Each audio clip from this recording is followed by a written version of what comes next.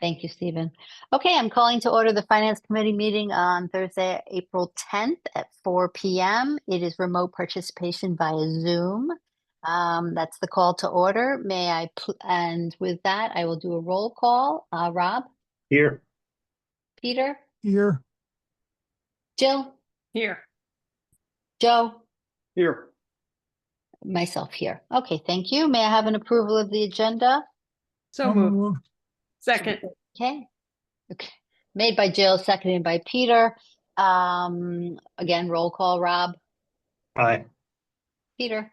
Aye. Joe? Aye. Jill? Aye. Myself, aye. Thank you. Okay, I'm going to open it for public comment for any item that is not on our agenda. And I'm closing public comment. Seeing no hands raised, human or electronic. Okay, we're going to first go through the minutes, and then after that, Mr. Grouse will lead the discussion on the Town Council Study Committee together with Jill. Okay, so I will read out each minute date, and then please say if you have any changes. February 1st, 2025. Okay. February 3rd, 2025. February 6th, 2025. February 10th, 2025. Okay. February 11th, 2025.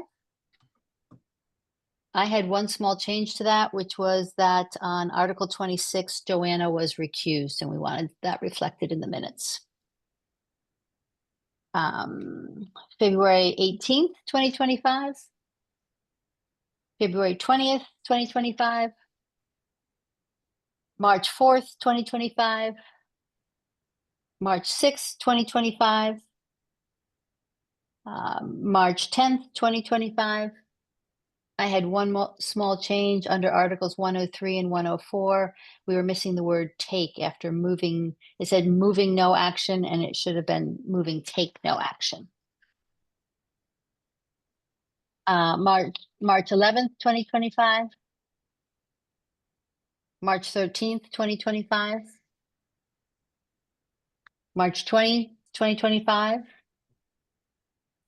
March 27th, 2025. Okay, seeing no changes except for the two I noted. May I have a motion to approve the minutes as written with the two changes that I have already emailed to Stephen? So moved. So moved. Second. Okay, this time I'll give it to Peter and the second to Jill. And roll call, Rob? Aye. Joe? Aye. Jill? Aye. Peter? Aye. Myself, aye. I don't see anybody else. Okay, perfect. Those are approved. And honestly, heroic, Stephen, on these minutes. Thank you very much. We're caught up completely to date, and actually they're really good minutes. So thank you very much, because I know it's not just push a button. I know you have to do a lot of work in the background. So I have to say, of all the minutes I've reviewed in the last 8 years, these have been my favorite ones. So thank you very much. So, okay. So now we are on discussion regarding the non-binding sense of meeting question redirecting the Town Council Study Committee to propose a charter revision regarding establishing a town council. So as you all know, it's a sense of the meeting topic. It's up first at ATM. We do not make recommendations on this. We are part of the sense of the meeting like everyone else. If Joe would like us to do a straw poll to see how it goes at FinCom, then I'm happy to entertain that for you, Joe. And with that, I'm turning it over to you. I think I'd be too nervous to go for a vote before annual town meeting. Anyway, I appreciate the time in front of the FinCom. I'm sure that Jill has updated the Finance Committee over the last X months about the activities of the Town Council Study Committee. As you probably all know, we've been operating for about 18 months. We were organized towards the end of 2023 based on a Article 81 from Town Meeting 2023. We've actually done a lot of work in terms of reviewing the four options. Well, reviewing open town meeting, town council, town manager, representative town meeting, and city council mayor.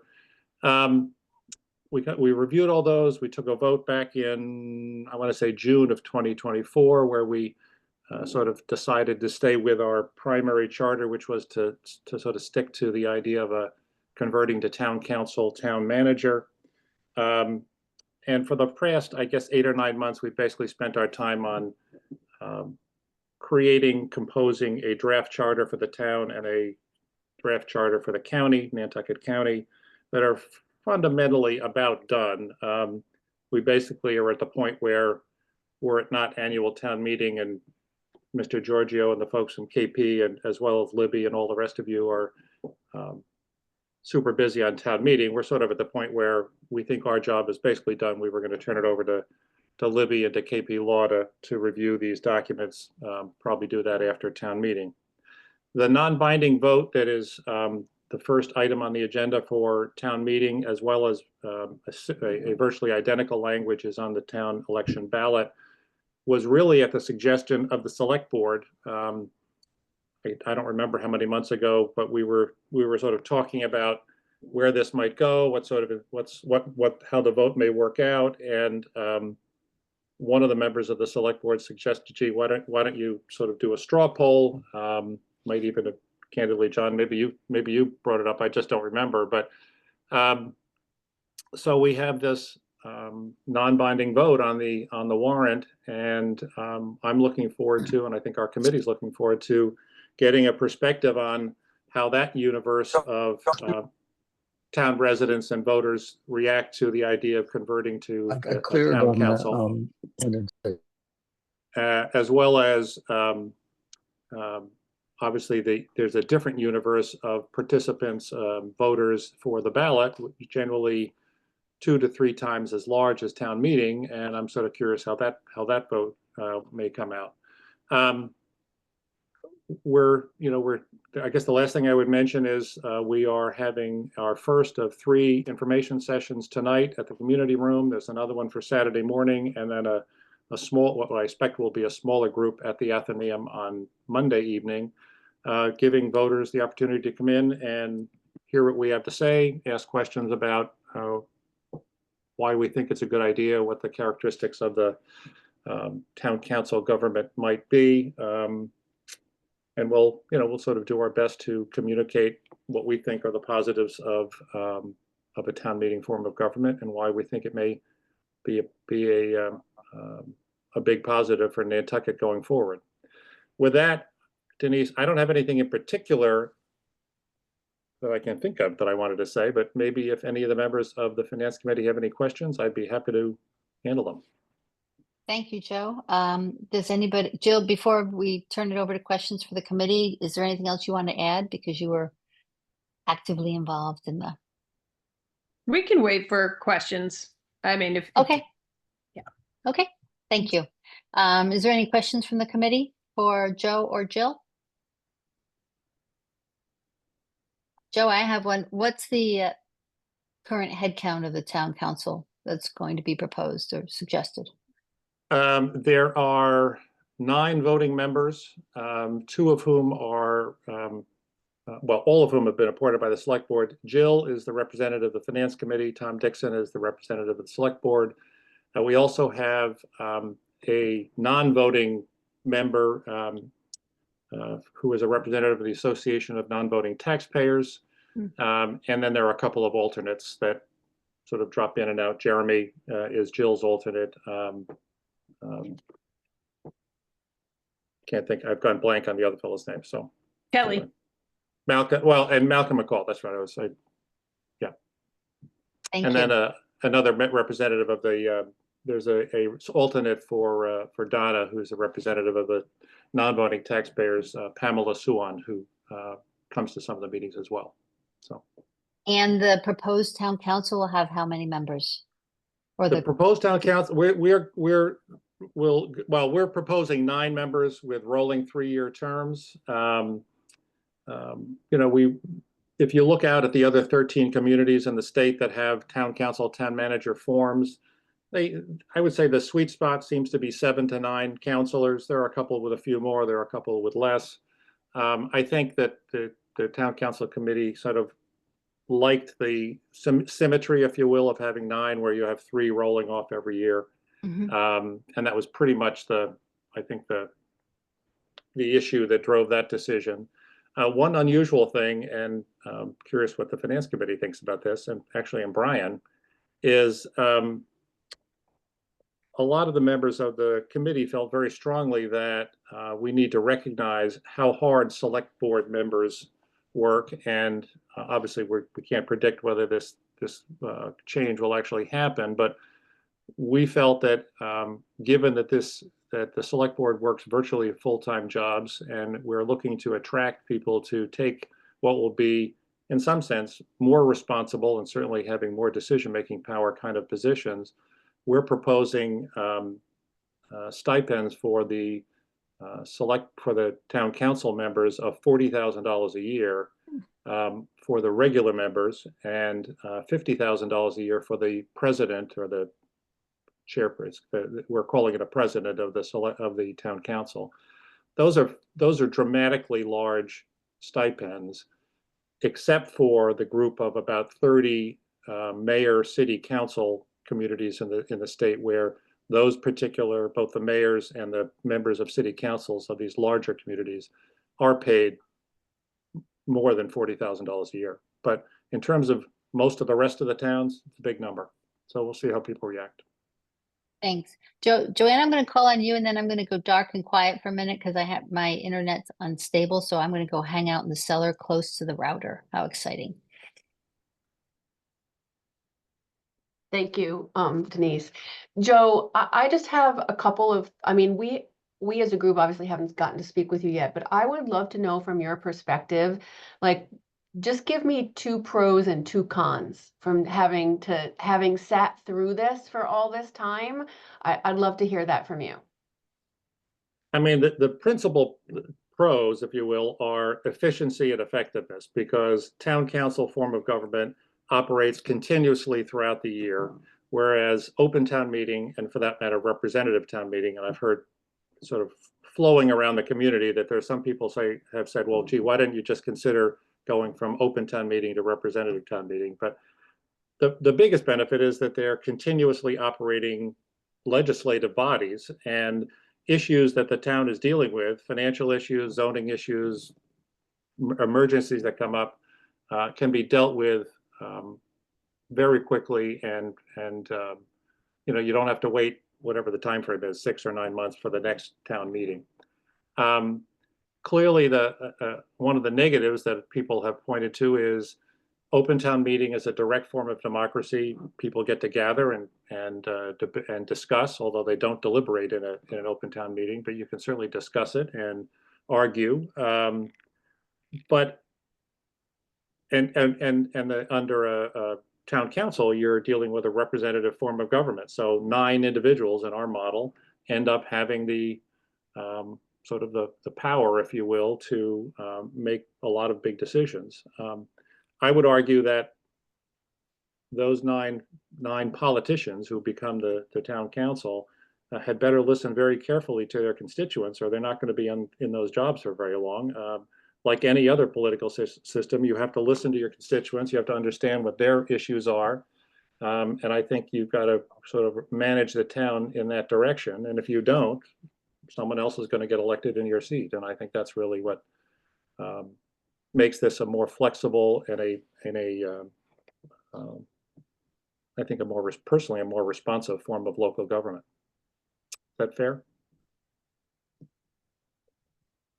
Thank you. I'm not sure, Joanna, I got 2 and 2, but It's okay. I'll go to Jill, and then Rob, you're next, and then Peter. Go ahead, Jill.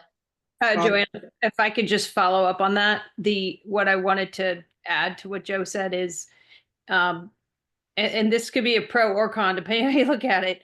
I think this new town council, we shouldn't look at them as like an expanded select board. That's really not the job of a town council. The select board is more of an executive body. This is a legislative body. They're going to be negotiating bylaws in person. And so we will need people to run for office who are really, really know land use here. We have a really heavy land use electorate who know a lot.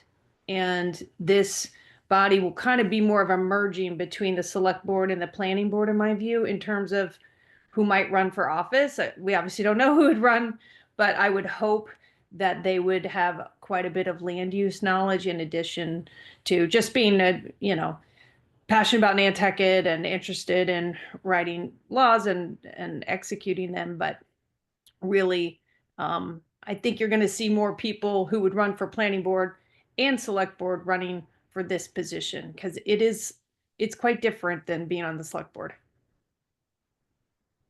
Thank you, Jill. Rob, you're up. Yeah, just two quick questions. One is, do you have a sense of what the expected time commitment is from those folks? And has there been further thinking on how they would get, like, would they be at large? Or I know that was being debated. How it'd be structured. Let me take we anticipate they'd all be at large. I didn't realize this, actually. Hillary Rayport told me that, informed me that Nantucket actually has an exemption from creating precincts because of its size and the small and concentrated areas where our population lives. So when we decided, Rob, or discussed and then decided on the 9 members and 3-year rolling terms, we did discuss precincts, but we thought, there aren't any, and creating precincts on Nantucket would be, given the numbers that you're supposed to put into each precinct, would create really strange shapes to try to do that. And then subsequent to making that decision, which was about a month or so ago, I found out that back in 2001, Nantucket was sort of, given dispensation and doesn't have to have precincts. So,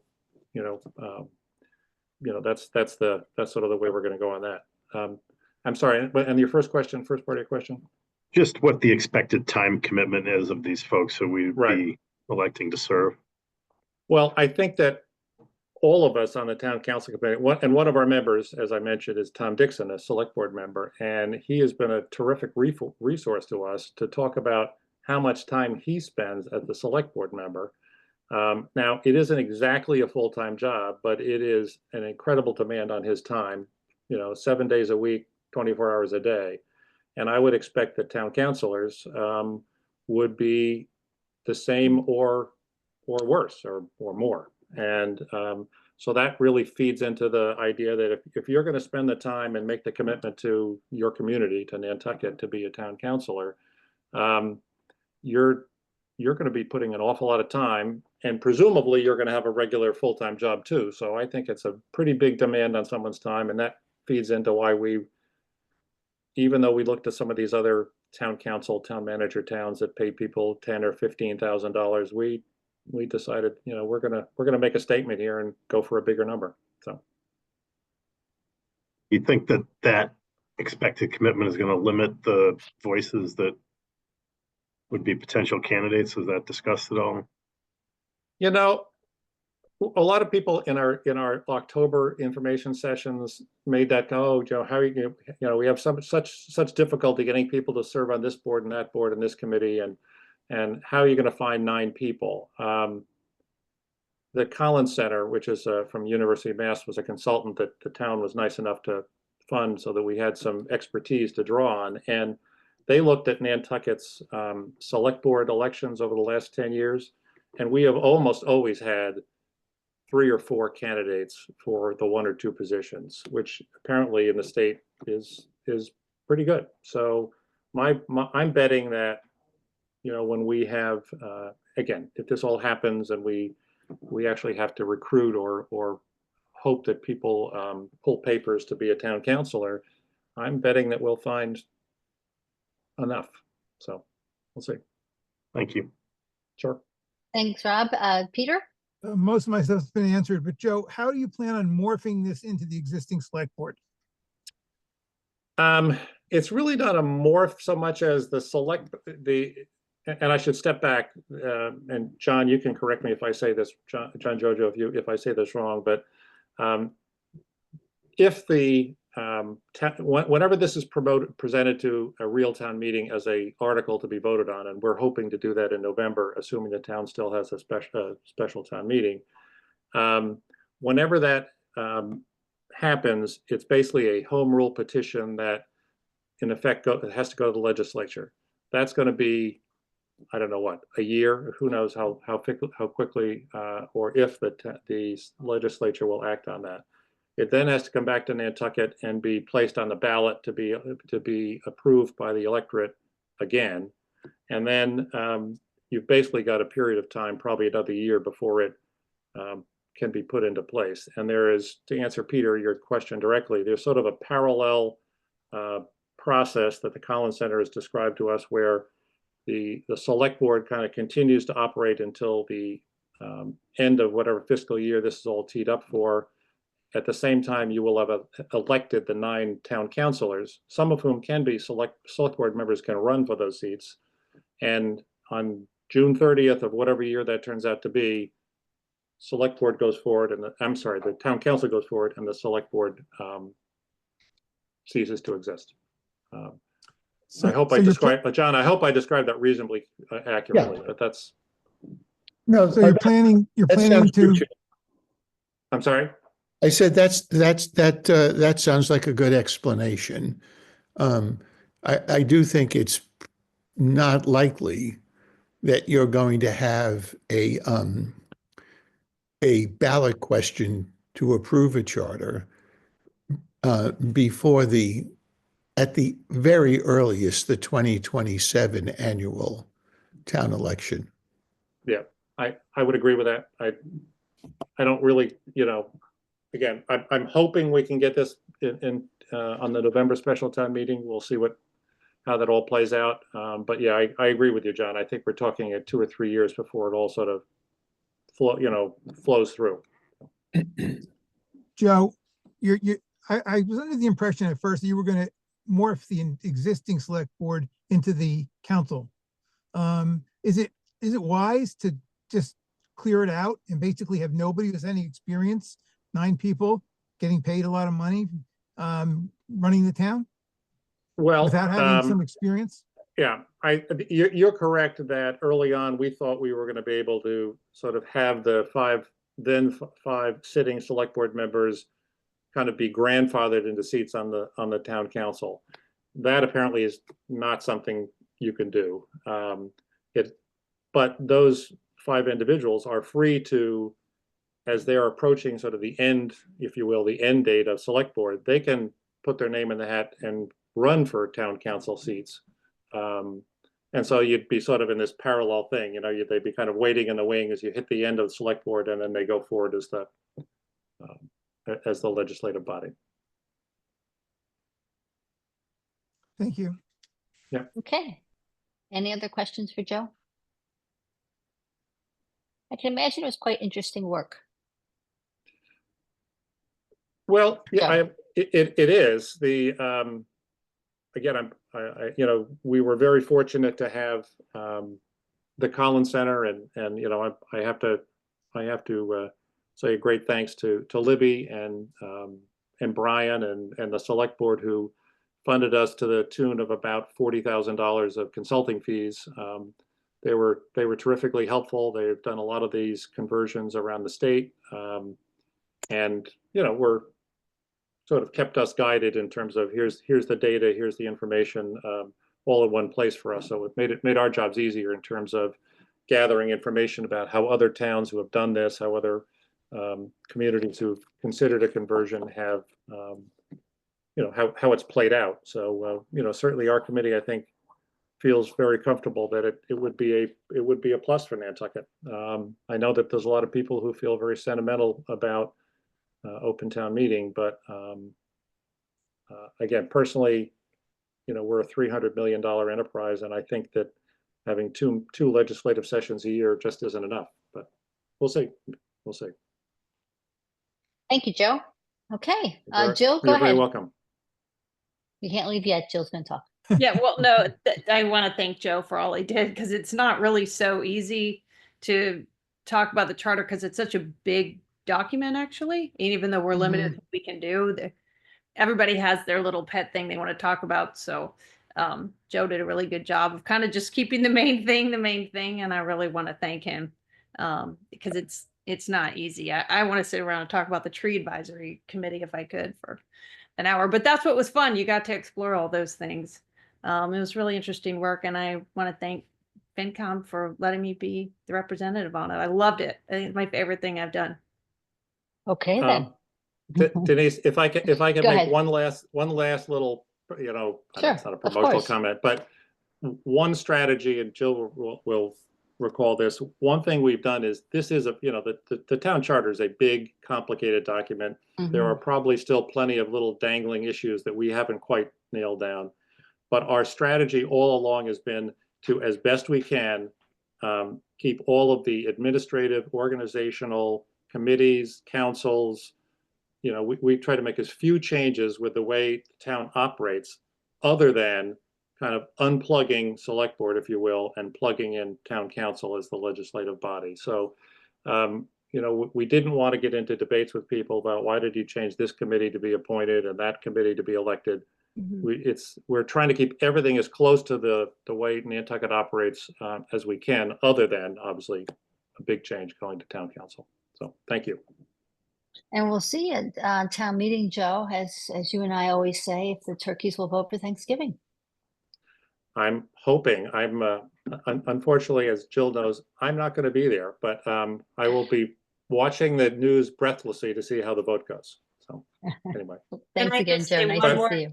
Can I say Oh, one more sure, thing, Joe. Denise? Sorry. Yeah. Because I'm sure the committee's not going to go to our information sessions, but I think the question that you have before you is to consider, do you think that a 9-person body, an informed, hopefully informed body of good candidates, are they going to represent you better than 600 people at town meeting, or 1,100 people at town meeting, or 1,400? And if you can think of it in that way, that might help you think about this a little better. I know that I really love our select board, so I think they do a good job, and I would trust them to represent me. I would. And also, if you have certain issues, you really are only having to call that board, right? You don't have to stand up in front of everyone at town meeting and, get worried that they're going to throw popcorn at you or something. There we go. No food in the auditorium, Jill. They're not going to be throwing popcorn. Libby, that was for you. So good. Okay. Thank you. Jill, thanks for all your participation on that. I know it was time intensive, and Joe, as always, thanks for your leadership. Denise, thanks for the time, and again to everybody on the finance committee. Thanks for the time in front of you, and again, thanks to administration and all the folks who have been supportive of the committee. Appreciate it. Great. See ya. Bye. Okay, next up, review, discussion, and potential motion on technical amendment for Article 13, appropriation R Island Home. And first question is to John Giorgio. Because it's a technical amendment, we do not have to, is John still there? Oh yeah, there you are. You moved on my screen, John. Because it's a technical amendment, we do not have to make a motion to reopen it and then redo it, or because I think technical amendments, we typically go straight to the Yeah, technical no, amendment. you can just vote the technical amendment. Straight. Perfect. All right. So then I'm going to turn it over to Brian with the update. Please, Brian.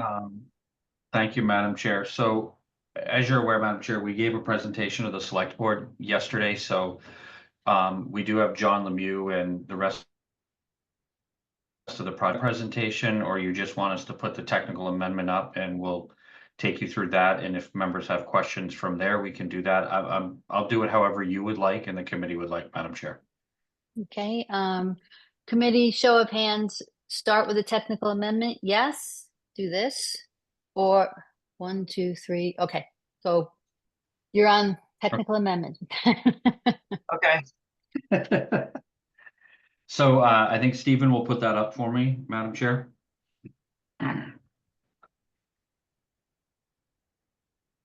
Okay, so scroll. So we've stricken the first portion, which was the original motion of 105 million, Madam Chair. And can you scroll just a little bit more?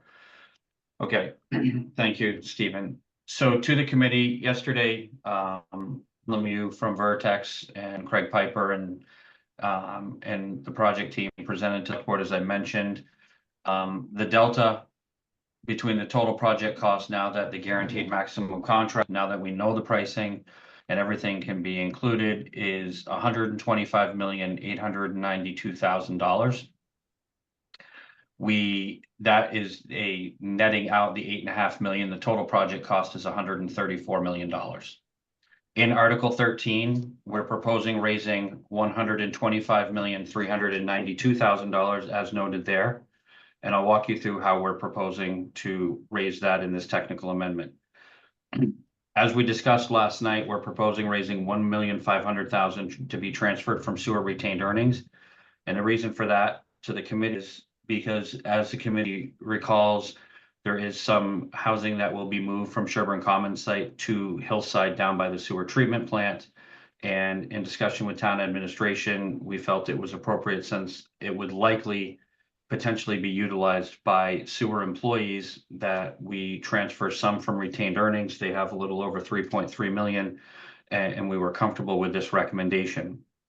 Secondly, we're proposing transferring $7,585,000 from retained earnings in Our Island Home. There are some costs within the entirety of this project, namely the equipment for the furniture, fixtures, and equipment that typically we would fund out of retained earnings. So that's why we're making this recommendation. This would also be the funding source for the put options on 2 of the cottages, should we end up needing to acquire the 2 cottages that are closest to the facility when it's fully constructed and operational. Now, I know that this is kind of a new funding proposal that we've come up with in terms of retained earnings from these 2 enterprise funds. I would note that at the time that the committee originally voted the 105 million, we were still working with DOR to get retained earnings certified. DOR was been a little bit behind in their certifications, so we did not have the ability to propose these because we had not had official certification for retained earnings. That leaves a proposed borrowing authorization of $116,307,502, which would take a two-thirds, majority, and then a subsequent majority ballot vote at the annual town election. And as a note, there is, as I mentioned to the select board last night, Madam Chair, in Article 4, the revolving funds, the public works housing, there is a $500,000 expense authorization in that particular revolving fund. 500,000 of the $600,000 expense authorization there is anticipated to be supplemented to use for the house move. That's where all the rents for Hillside and the Hillside apartments that go into. So that is not in this. The total, was 125,892. That's where the 500,000 delta is made up out of.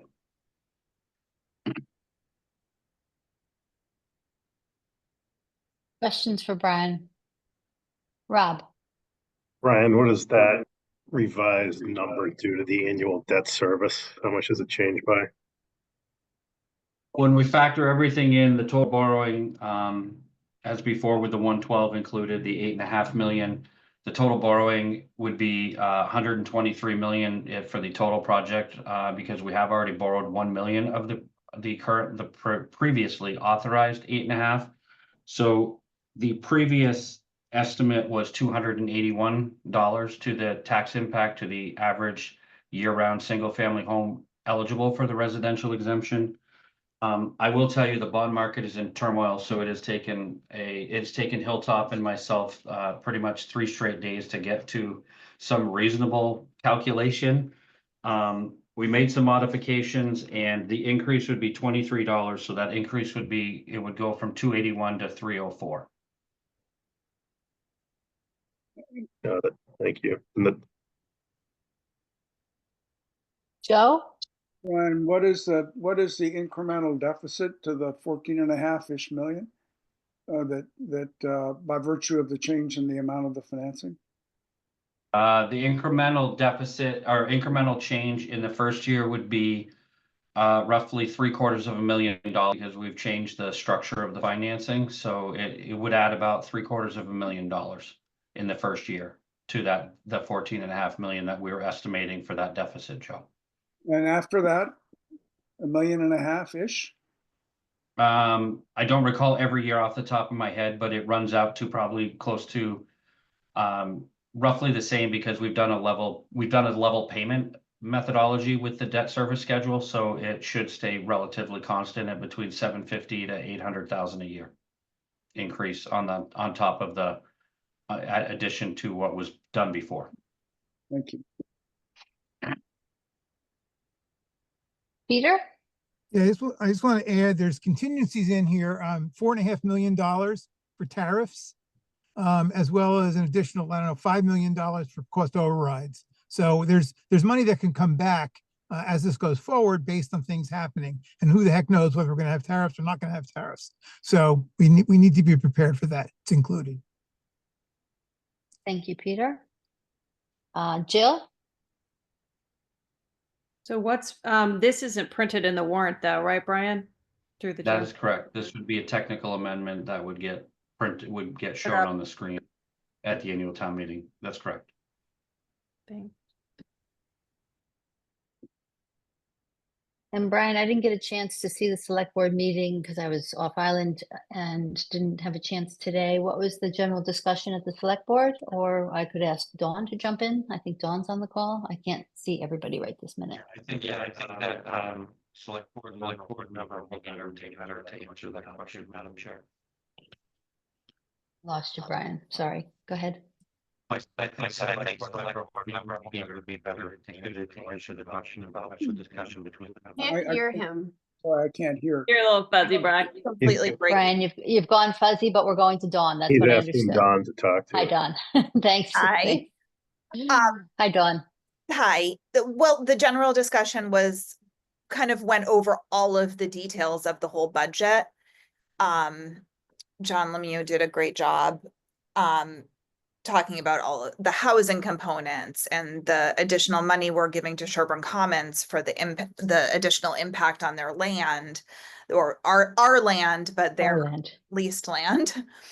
And, you know, kind of went over the whole process. This is something that we really haven't used as the construction manager at risk. And one of the things that I wanted to point out is I think we should be using this method a lot more because the numbers are real. Like now that we have the bids, yes, they are more, and there's a number of different reasons, partially including tariffs. And there is about $10 million that's contingency on tariffs and the regular contingency. But we should never have to go back and ask for more money like we have with so many other projects in the past when they're all based on estimates. These are our real numbers, like we're starting the project tomorrow. Thank you, Dawn. Joanna? You're muted, Joanna. Okay, there we go. There we go. So I have a couple questions. One of which is, if this was voted, when would the project start? September. Is that true? September, but the housing has to be built first because we're interrupting Sherburne Commons housing.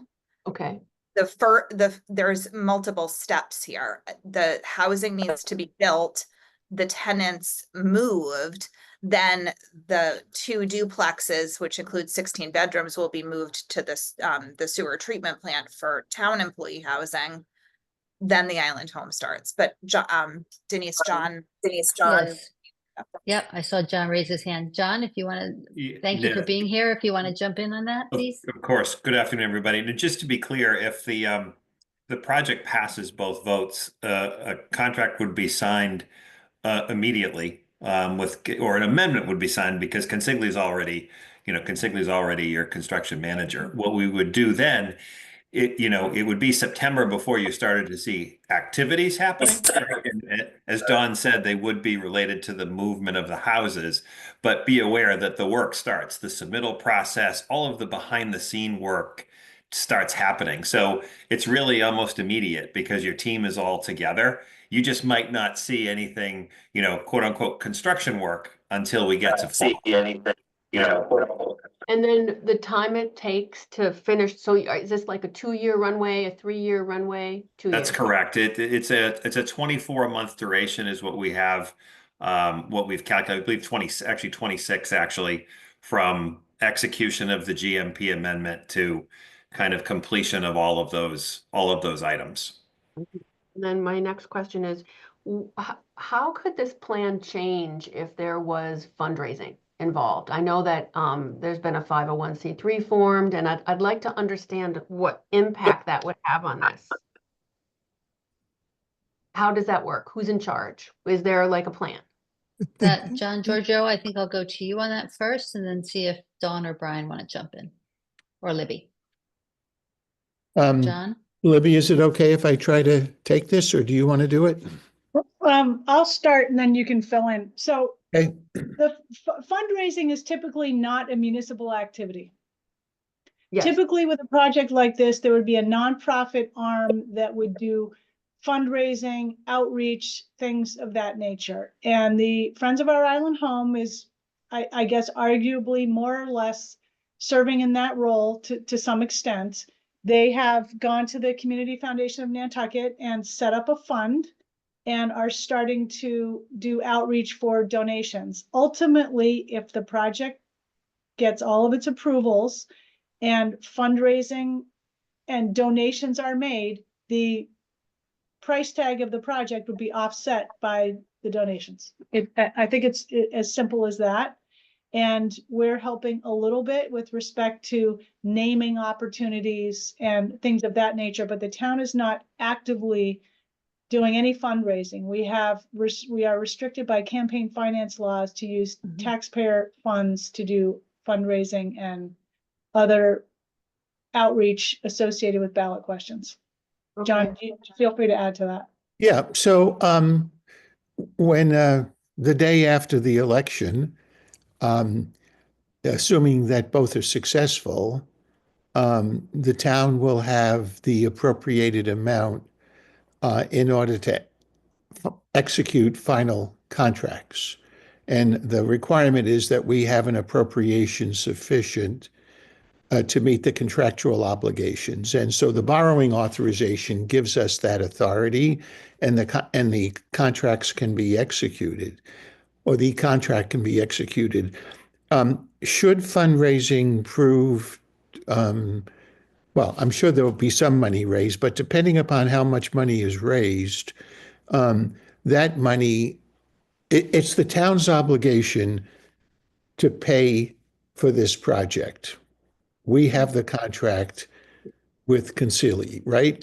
And the difference will be if fundraising occurs and the money is provided to the town as a gift, then that money goes into what's called a gift account, and it can be expended for the purposes of the gift. So the town theoretically could use that money, which means they would have to borrow fewer dollars, even though they may be authorized to borrow more money.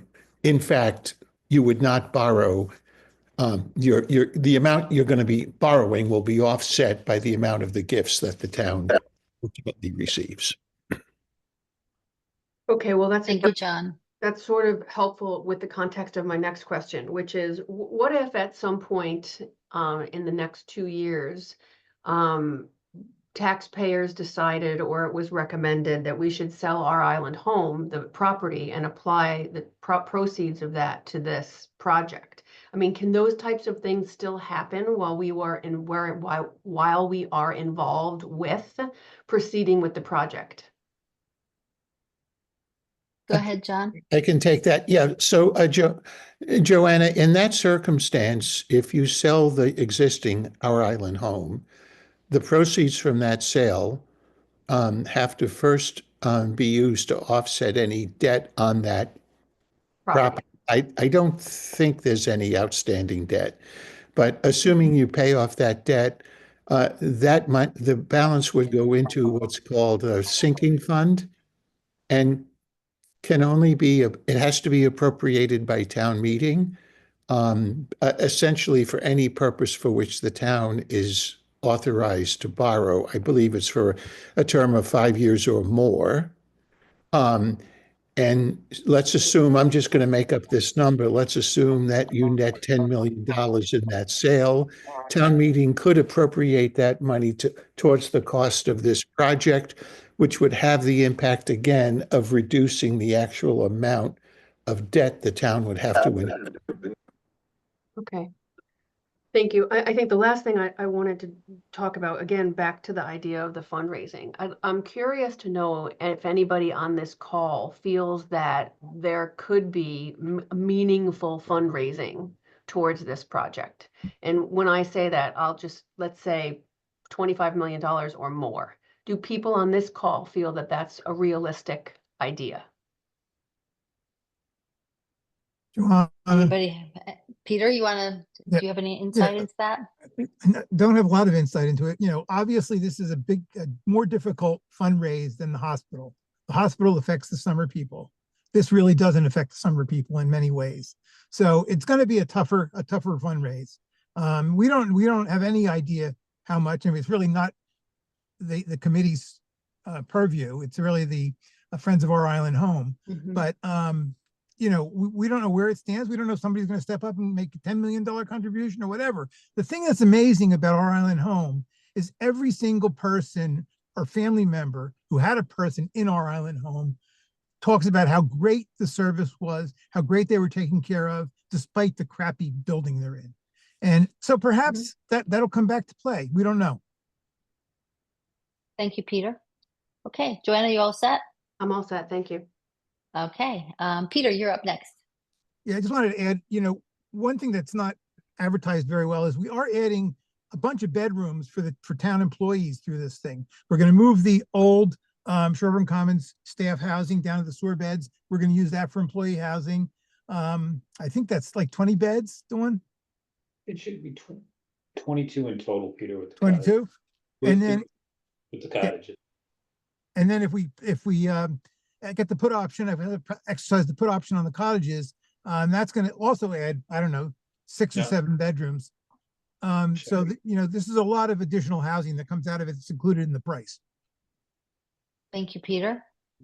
Can I Okay, just correct Don, it's Rick. Can I just, sorry, not Don.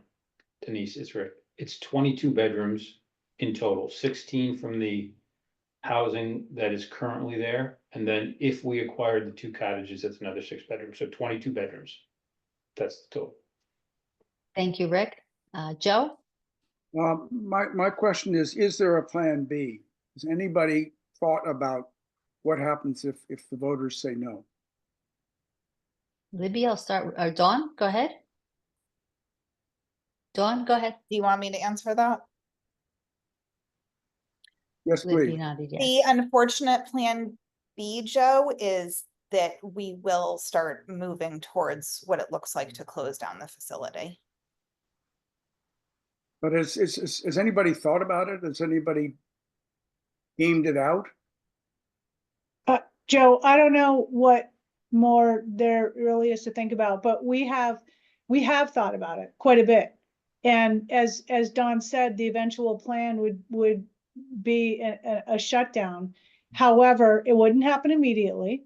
And it probably wouldn't happen until we have some indication from the state that they are no longer able to certify it as a viable operation. In the meantime, we would just have to, you know, keep it going and have the care provided in the conditions that it's provided in. We can't make rooms bigger. There's not enough space to do that. And there are not a lot of ways to make it a more efficient operation, the way it's configured. And if Go I may ahead. add, Go ahead, Dawn. our understanding from the state is that they've been watching that we are trying to do the right thing and build an adequate building to continue these services. And they probably will not continue to recertify us for that much longer. I mean, if I had to make a guess, I would say the facility is closed by 2030. Thank you. Thank you, Dawn. Jill?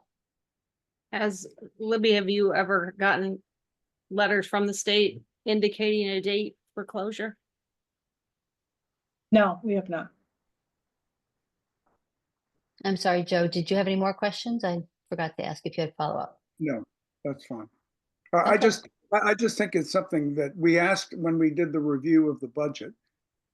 There were a few items, expense items listed for in the event that, and we asked that someone think about a second, another way out of the room. That's all. Okay, Jill? Yeah, I just want to back up what Joe says, because if when I talk to people in the community or when I hear from them, I feel like they're maybe uncomfortable with the new plan, but they're really uncomfortable with closing the existing facility. So I feel like what we might get feedback at town meeting is there a third way, a fourth way, a fifth way? And I'm a little worried about that because I don't know of any response to that or what could come of that, but. If I might follow up quickly on that, Denise, and I think Dawn Please, probably Libby. could too. I think we definitely have a response to that. We've evaluated numerous other options. We looked at building a new facility at the site of the current facility. That was not deemed to be feasible. We have looked at a small house option, which might be a little cheaper to build, not cheaper to operate though, and we still need space to put that in, and it would be really difficult to build that on the current site. There's some Q&As that or FAQs I think that are on the town website about could we engage a private operator to operate the facility. That doesn't change the condition of the facility though. That's not really an operational improvement going forward, and not to mention that no private group is going to come in and run a failing and by failing I mean a non-financially viable operation because of the subsidies that are required to run it. So I mean there aren't a lot of other options. The voters are going to have to make a decision. If we want to have a skilled nursing facility on Nantucket that meets today's regulatory standards and conditions and requirements, we need a new facility. And it's costly.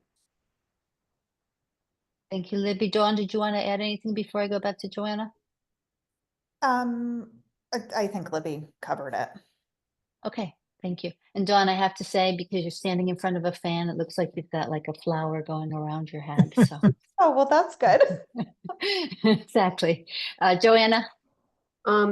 Just a question about the procedure of this. So if this gets voted on as a yes at the town meeting and then fails at the ballot, what are the options after that? So We this would is need John to go- Giorgio. Oh, sorry. Oh, sorry, Libby. Go ahead, John.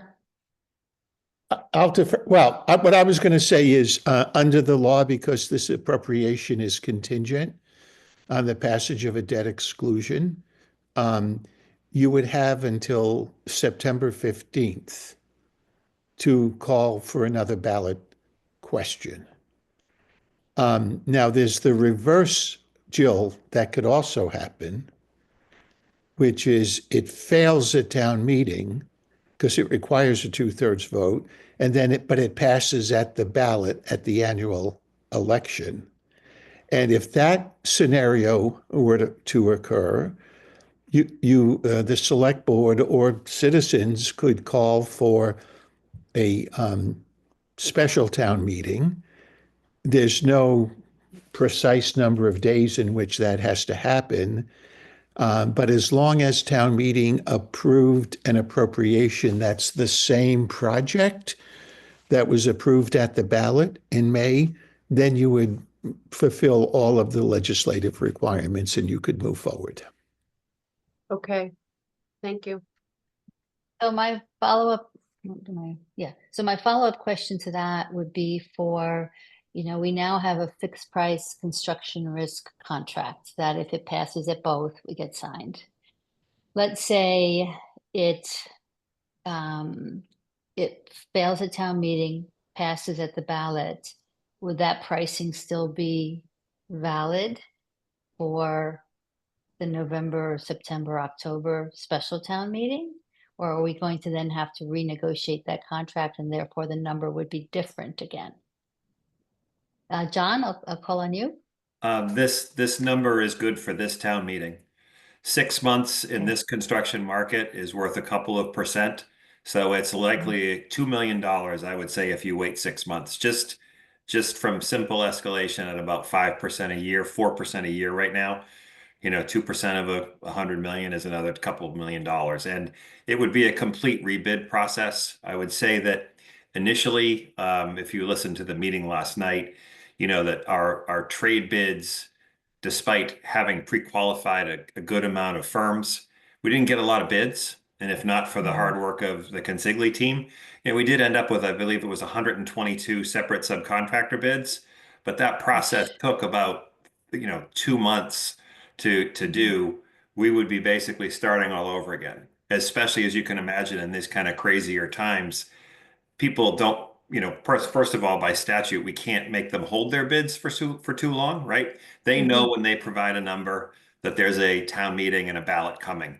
We've got that window covered. We don't have another 6 months beyond that, 4 months beyond that. So doesn't mean we can't do it. You could redo it, but you would essentially then, you would have voted on one number at a ballot and approved it, but then you'd be going back to a town meeting with a different number, which probably means you need another ballot, right? So they don't work if you stretch them apart.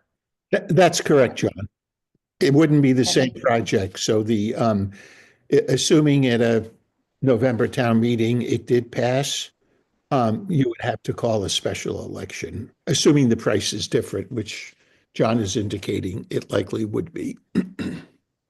That would be my expectation, but I was just curious. Thank you, John. Okay. Got it. Any other questions or comments? All right. In which case, I'll remind the committee that the last time we voted on or made a recommendation on this, it was motion to adopt. And the vote was 6 in favor, 3 opposed. And so just as a historical moment there for us to remind us, and I'm now looking for a motion on this technical amendment. Peter? Motion to adopt. Okay, is there a second? Second.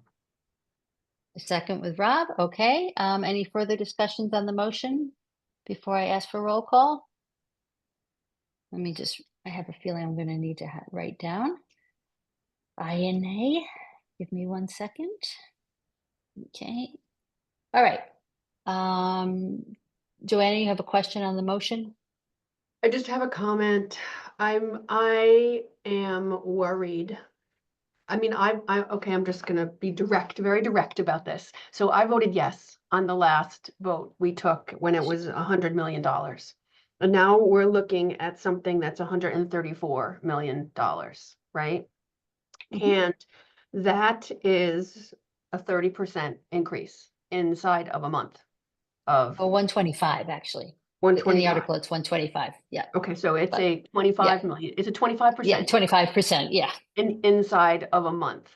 And I am concerned about that. I feel like look, this is something I believe in. I do think it is very important to our island community, but I am not sure that if we're looking at a $25 million increase inside of a month's time, that one is not going to happen on the other side of this because of the instability in the world right now, or in our world right now, and that justifies the expense. It's approaching, half the size of our budget. And I think that that's a lot of money. And we don't know what's going to happen. We're just in this unstable time, and I'm worried about this. So I wanted to share my thoughts. Thank you. Brian, do you want to elaborate on construction risk contract, just to, the 125 is 125 come hell or high water is my way of summarizing them, but you can do it better. Yeah, I'm actually going to let John Lemieux explain it, but the guaranteed maximum price for the construction contract is the price, and we will not be up. We won't come back to town meeting and that's the beauty of construction management at risk, is we have the actual price to construct the facility in hand now. It includes allowances. but it will not go over that price. So it is, I understand your concern, Joanna, and I know that we've had projects that have done under design bid build where that has happened, but under this methodology, that is not something that happens. Which is why in this case, I think it's a good way for this project to be constructed. I just have a follow-up question. What if you Go can't get, what if you can't get the materials? What if you can't get steel? Right? What if it takes longer than 2 years? I'm Right. gonna defer the part to John Lemieux, but because sorry, John. Thanks, Brian. I get all the fun questions. So listen, all very good and reasonable questions to ask. I will say that just for clarity, when our group presented to the select board in December, the number was 112. And at 112, so we did see this increase to the 126 after the netting out of the 8.5 that was already appropriated. So, you know, I can't speak to the FinCom discussion last time, but I can tell you that yes, prices have increased. I can say that yes, there are concerns in the marketplace, but at the end of the day, you know, we've never not been able to get steel. We've just had to pay more for it. You know, I think that, you know, to Brian's point, you know, we do have a number, and as Peter mentioned, that number has $10 million in it, and within Consigli's GMP, there's probably another couple of $1 million that are called the CM contingency that's really under their control with our approval, the town's approval for usage. So you've really got about $12 million in contingency, or pretty close to 10% of this project, that is money that if it goes unspent is returned, or even better, not borrowed, right? So as you know, as John mentioned, you know, at the end of the day, you have to have the entire appropriation to cover the whole project. But in the end, if we don't spend it, you don't borrow it. You know, the only way the town would go and borrow the entire amount is if, hey, there was a really good deal on the street all of a sudden from a capital acquisition standpoint. You know, I don't know if I'm answering your question, but you know, we feel like the CM at risk model, as opposed to the design bid build, which is what Nantucket has traditionally done, really gives us some flexibility. And if we listen, one of the reasons we went with this delivery method is that if Consigli sees an issue coming and it required a change on the fly, we would hope to be nimble enough to do that. You know, one of the things we talked about in preparing for this job, just as an example, was trades are expensive on the island. You know, the 45 patient bathrooms are all being built on the other side of the water and being brought in as pods, so that we saved money for that. So we would look for more of those opportunities if we got faced with something like that. You know, if we can't get steel from Canada, we could get steel from the United States. You know, would there be an added cost to that? Yes, but that's why we have those contingencies. So, you know, again, we are in a different world right now, but all I can tell you for certain is that if you wait, it's going to go up. And if we were to have this conversation in 6 months, we're adding 2 or 3 million. In a year, we're adding 5 or 6 million. And it just doesn't stop. That graph, unfortunately, always goes from the lower left to the upper right. And sometimes it gets a little less slope in it, but sometimes it can steepen out. I'm sorry. Thank you, John. Wait, hold on a second. Stephen, I don't know. Can you please mute Deanne and whoever isn't muted right now? Because we're getting a lot of background noise. It's Sue. Okay. All right. But still mute Deanne because we don't. Yes. Thank you. All right. First, I'm going to go with John. I think your hand. Yeah. Oh, no, wait. So hold on. Okay, John, hold on a second. Rob, you had your hand up first, and then I'll go to John. Yeah, just following on John's point, I think something that I've been thinking about since we talked about this last that we didn't discuss is this is a big scary number, right? But if you think of it like buying a house, right, you're locking into that cost now, right? So as that inflation continues over time, this becomes a relatively smaller number in those future years, right? Like the cost of services is going to go up, the cost of staff is going to go up. And so just to make the point that I think it isn't as scary as it sounds down the line when you take that into consideration. Thank you, Rob. John, go ahead. And then Joe, I'll go to you. Thank you, Denise. John Lemire, can you just talk about the performance securities that the town is getting from Consili? Sure. Because a project is only as good as the contractors that you hire and the kind of performance security you have. No, it's no, great point, John. And Jack, I'll probably cede to you in just a second. Any public project that the town takes on, you've had a performance and payment bond from the contractor. In the event of a situation of non-performance, you have basically I don't know if it's quite a guarantee, but it really is an insurance policy that in the full value of the job. And as somebody who consulted for bonding companies for many years before becoming an owner's project manager, at the end of the day, that performance bond is worth the value of the GMP, which is around $98 million, right? So whether you have spent $1 or $97 million, if you ever needed to go to the bonding company, that bond is worth $98 million. So it really protects the town in pretty much all situations of a CM having an issue and being in default of the contract. But, we've done a number of projects with Consigli. They have an excellent record. That was part of their package when we looked at them as a potential firm to do this work. They have a very good track record. But that being said, they are only as good as the subs. So Jack, could you just let the group know about how many of the 30-something subs that you'll actually have bonds on yourself that helps ensure, their performance of all their individual trades? Yeah, so we'll have bonds on the trade subcontractors, on the ones that were bid out as trade contractors. On the remainder of them, we have what's called sub-default insurance, which is an insurance program provided by Consigli in the event that any of the subcontractors go in default. That is an insurance against each specific trade contractor.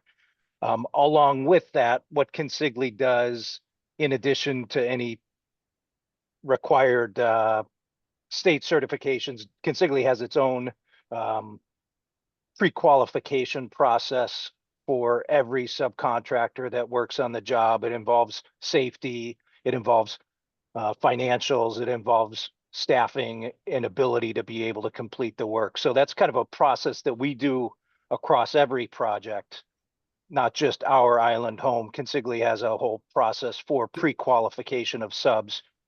So just, Jack, to Joanna's question about, okay, let's say the sub guy, let's say the steel guy said, I can't do it. Right. I'm not going to do it. And you've Right. got the SubGuard insurance on them. That's what the insurance is for, to protect you, but ultimately Nantucket, of if the new Right. steel guy you get, the price goes up $1 million because he just can't perform. That's why you have that. That's why you have that SubGuard insurance.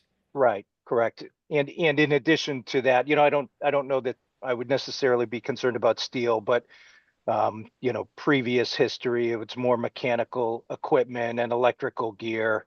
So based on previous projects, we've developed and planned around that within the construction schedule. And in fact, one of the pieces, we've been involved in pre-construction for a number of months now, and part of the planning process has been regard to the modular housing. The very first piece of the project will be starting on September 2nd, would be site preparation and then getting immediately into the modular housing, right? So the modular housing is all prefabricated off-site, barged over to the island and set in place. So we've made plans, we've been developing designs and getting, the kind of the schedule in place that if this gets approved, then it could start down the road towards fabrication in order to have it, a month into the project when we need it to be able to get foundations in and then set it in place. So as one of the other benefits of the CM at risk process is that we've been involved in some of this pre-planning exercise, as opposed to a lump sum bid where it's not necessarily been factored into the schedule. I Thanks, hope Jack. hope that answers. Yeah, I kind of thank you, Jack. backtrack on one of the previous questions too, I think. great. Thank you, Jack and John, Yep. both. First Peter, then Joanna, then Jill. That's the order your hands popped up. Peter? Yeah, this is for a question for John. 50% of the people who voted in favor of this aren't here today, on the original vote. Can I make a motion or withdraw my motion to vote now and make a motion that we have the vote later, like next week? Something like that, because it's stacked one way right now. And it's not, it's unusual and I understand. And if you're on the other side, you'd be saying, well, it's too bad. But I don't know, are we allowed to do that? That's John Giorgio, not John Lemieux. Yeah, John Giorgio, yeah. Yeah, you could make a motion, Peter, to postpone consideration of this motion to a date certain or just to an indefinite point in time. It's up to you. Okay, I'd like to But withdraw wait. Because we have a motion and a second, can he do it, John? Because we have a motion and a second. I thought we had a vote. Whenever we have a motion and a second, we have to take a vote. So I'm going to put on my town meeting hat, Okay, Denise. And I know that you're not technically governed by town meeting rules, but I think it's a good set of rules to go by. And Okay. the motion to postpone consideration to a date certain, I think would take precedence over the motion that's pending on the floor. okay. I just want to make sure we're doing things by No, the I book. think right? that's fine. So, Yeah. okay. All right. I'm going to go to Joanna and Jill, and then Peter will come back to you on that. Joanna? Joanna, you're muted. You're muted. Sorry, sometimes my hands don't move quick enough.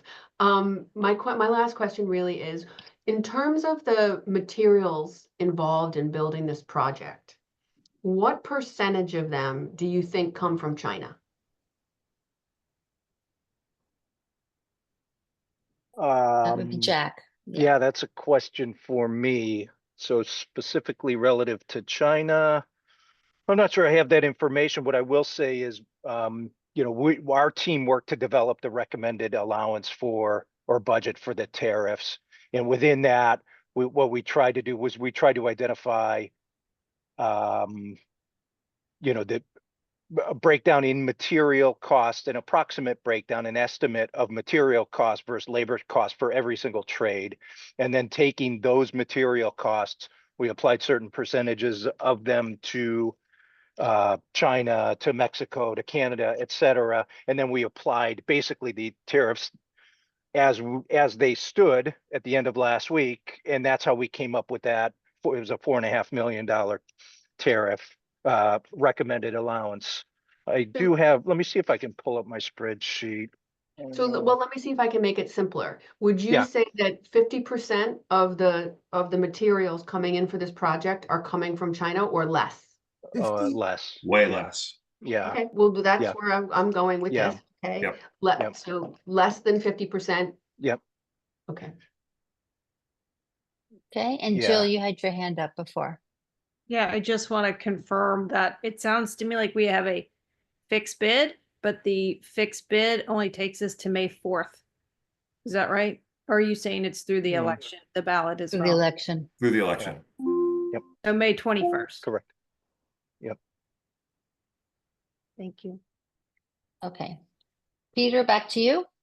Okay, the eloquent way that John suggested that I would like to withdraw my motion that's out on the table and make a new motion that we postpone the vote to a to be determined date when we have a fuller committee. Is there a second on that? I can withdraw my previous second and second that. Okay. Roll call on this. Joanna? Aye. Joe? I'm uncomfortable that the people who are added will not have had the benefit of this experience. If they won't know what we know, and so I'm a no. Okay. Shit, right? Jill? I'm an aye. You're an aye? Did you say aye? To postpone. the Postponing. vote. Yep. You're an aye? I personally think that's the right thing to do, but if you, Okay. No, I couldn't hear you. That's why I was asking. oh, sorry, I'm yeah. not challenging, I'm not challenging your eye. I'm just wondering. No, if I it know, was an I know. eye. I felt like it's the right thing to do without, I mean, I thought Stephen and Chris would be on, so I'm a little confused about that. Stephen, I- Chris and Jeremy. Yeah, Yeah. I chased them and Yeah. none of them Yeah. are showing up. One of them didn't even answer. So don't get me started.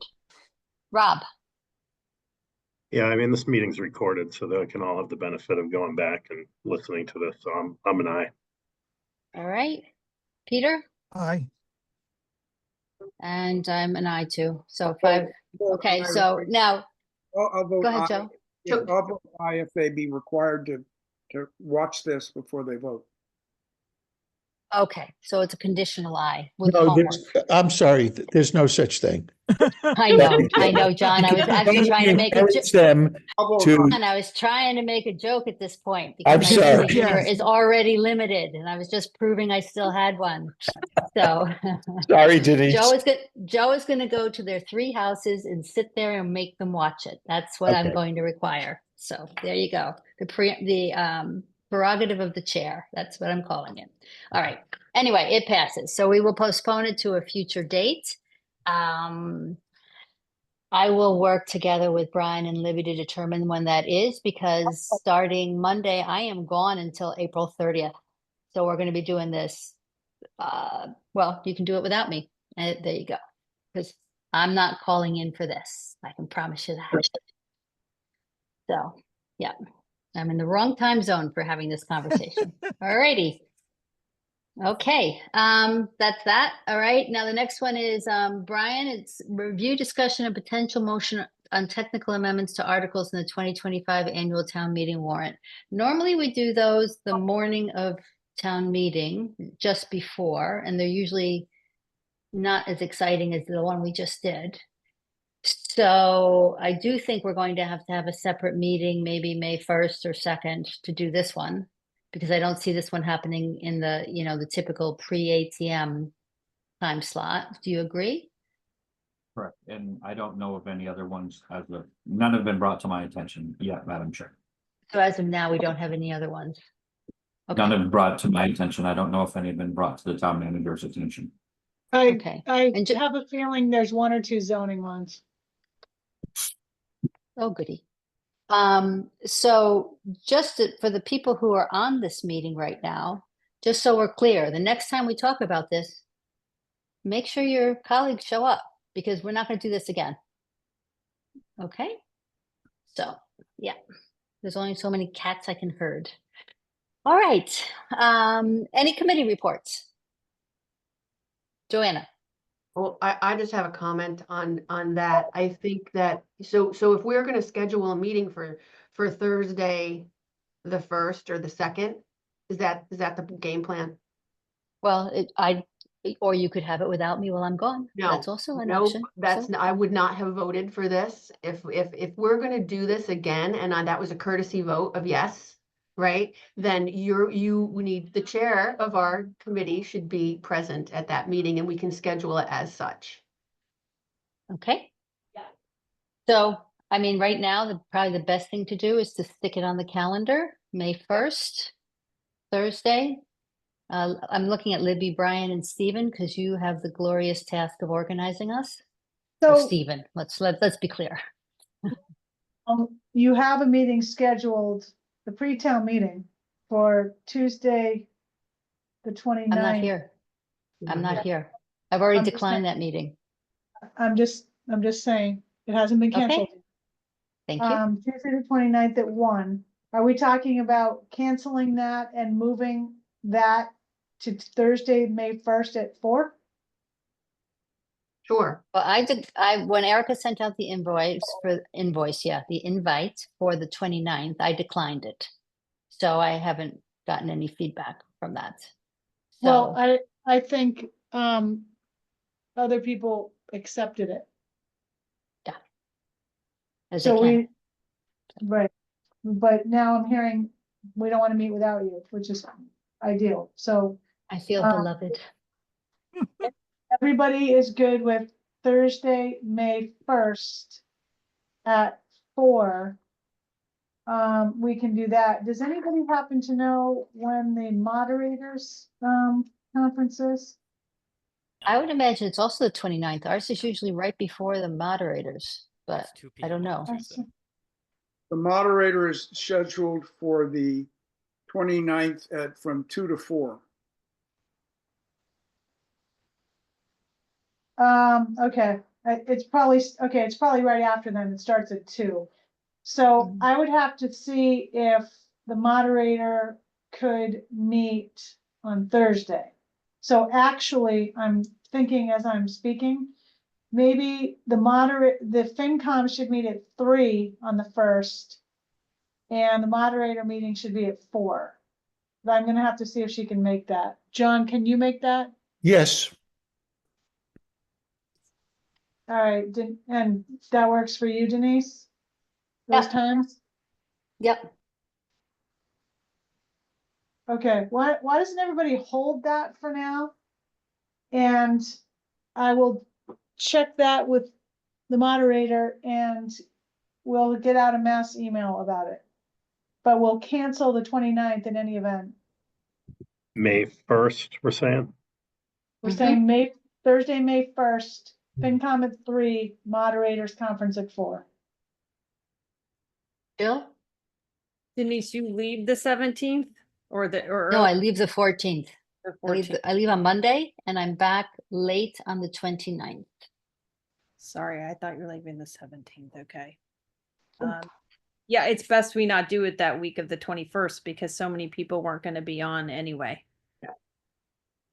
So are we talking now, this rescheduled vote on the island home, are we saying we would do that on the 1st? Yes, at 3 o'clock. Okay. All right. With whoever attends.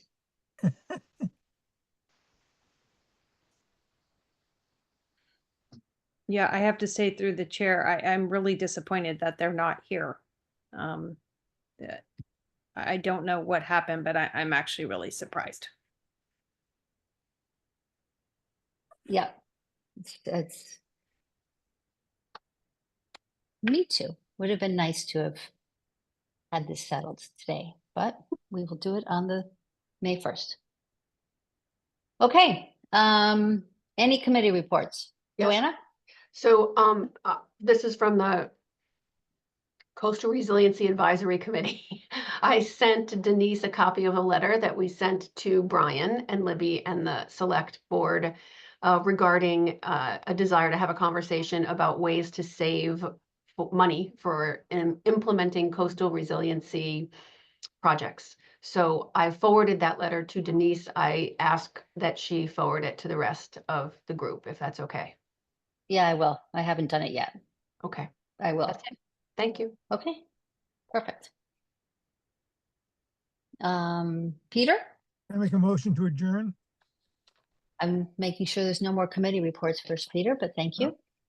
You are definitely first off the mark today on that one. Not that we're all not always very zippy about adjourning.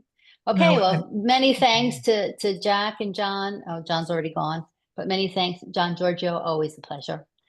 You know, Libby, Brian, Susan, Stephen, Greg, thank you. Always appreciated. And Peter made a motion. May I have a second? Rob, you're seconding? Second. Okay, then roll call. Jill? Hi. Peter? Aye. Joanna? Aye. Joe? Fine. Rob? Aye. And Denise, aye. Thank you, everybody, and see you May 1st. Okay, Thanks all. bye.